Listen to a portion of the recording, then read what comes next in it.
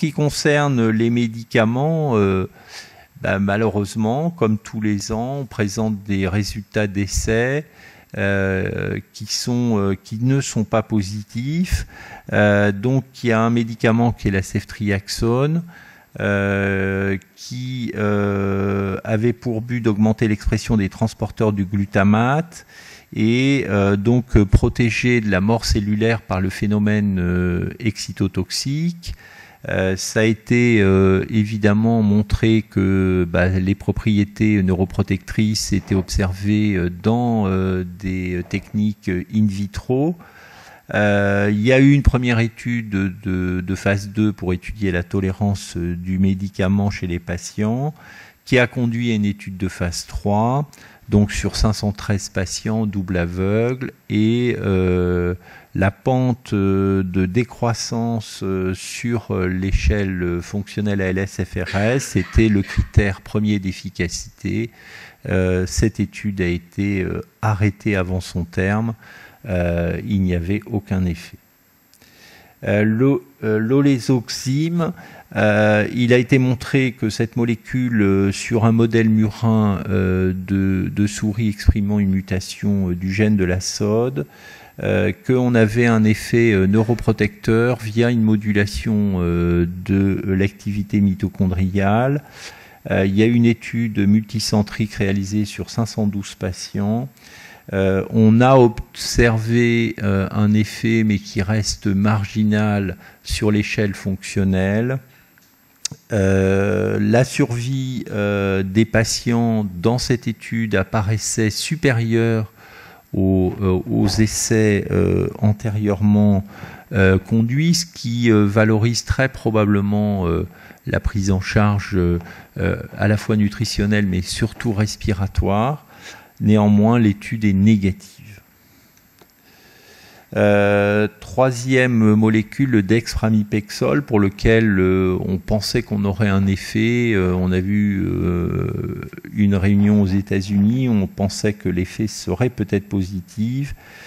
C'est également un effet neuroprotecteur via une modulation de l'activité mitochondriale.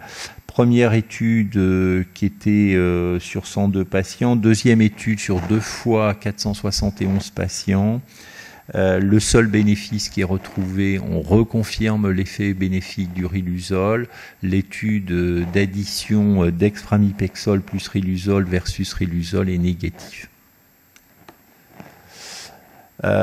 Autre molécule, une molécule NP001 qui agirait sur l'inflammation. Il y a un certain nombre d'arguments pour penser qu'il y a une phase inflammatoire dans la maladie, que cette molécule pourrait réguler l'activité de cellules qui interviennent dans l'inflammation au niveau du système nerveux qu'on appelle les macrophages.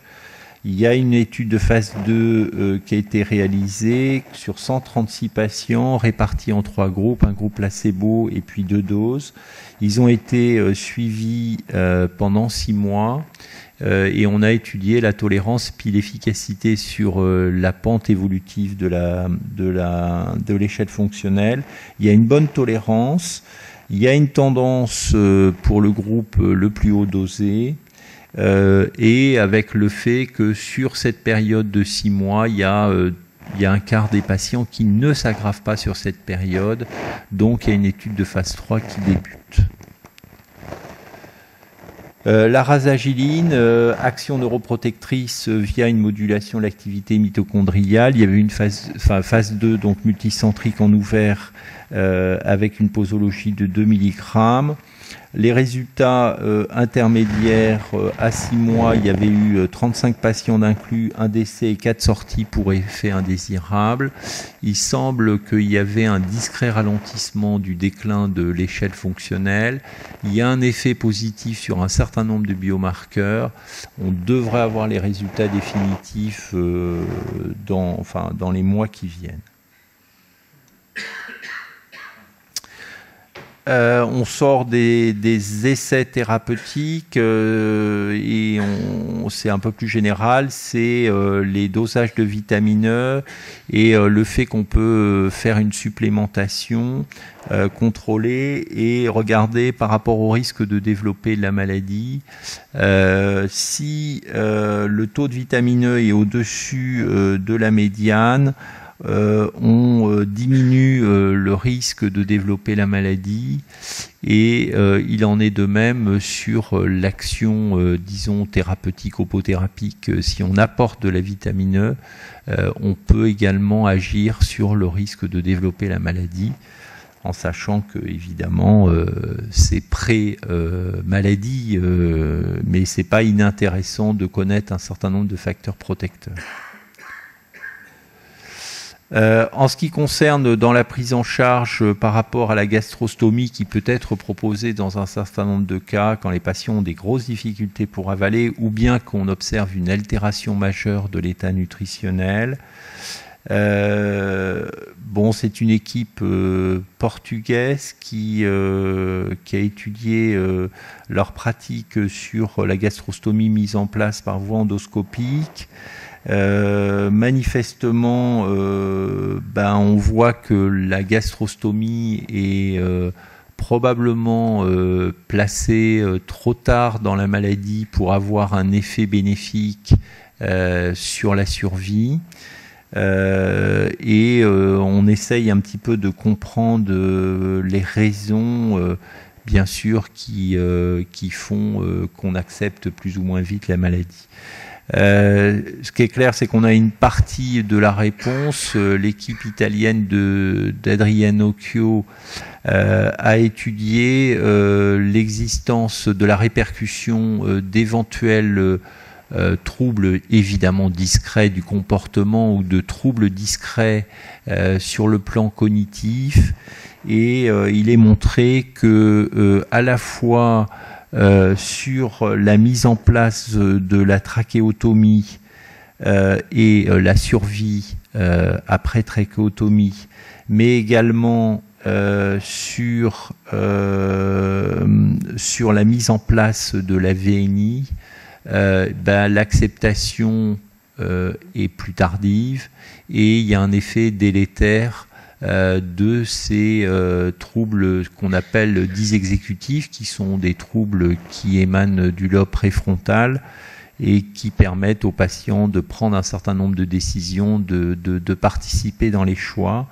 Et on voit bien qu'il y a un certain nombre de patients qui sont en grande difficulté pour prendre la décision et qui ont tendance à reculer. Et évidemment, nous, il faut qu'on essaye de trouver le maximum d'arguments pour les convaincre à partir du moment où on est dans une thérapeutique évidemment non traumatisante. Bon, c'est vrai que la gastrostomie, c'est quand même, bon, c'est une petite chirurgie, mais c'est vrai qu'on se rend compte que quand on les met en place trop tard, l'effet n'est pas bénéfique. Dernier point, pour aller vite, il y a eu de gros progrès dans la génétique. Au jour d'aujourd'hui, on peut estimer que les formes familiales, c'est entre 5 à 10%, et on peut estimer qu'à ce jour, 70% des formes familiales sont expliquées. Donc il reste 25 à 30% à trouver. Et c'est l'intérêt d'ailleurs, vous verrez, du financement, enfin de la proposition de financement d'un des projets de recherche pour travailler sur les 30% restants, en sachant que le gène le plus fréquent et qui, il y a de nombreux papiers qui sont sortis, c'est le gène avec la mutation sur le chromosome 9, qui représente 40 à 50%. Et en deuxième position, il y a le gène de la superoxyde dismutase.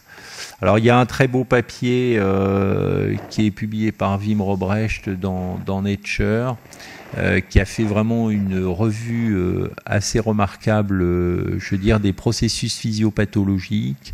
Bon, on va pas rentrer dans le détail, c'est compliqué, mais on peut, en tous les cas, sur ce schéma, avoir tous les processus physiopathologiques qui peuvent être impliqués dans la maladie. Alors tout le problème est de savoir dans quel cas c'est un processus, quel est le processus prédominant. L'intérêt de comprendre les formes familiales, c'est que c'est un modèle pour les formes dites sporadiques. Et on peut vraiment penser que si on comprend et qu'on est capable d'avoir un effet dans les formes familiales, on aura un effet protecteur dans les formes sporadiques.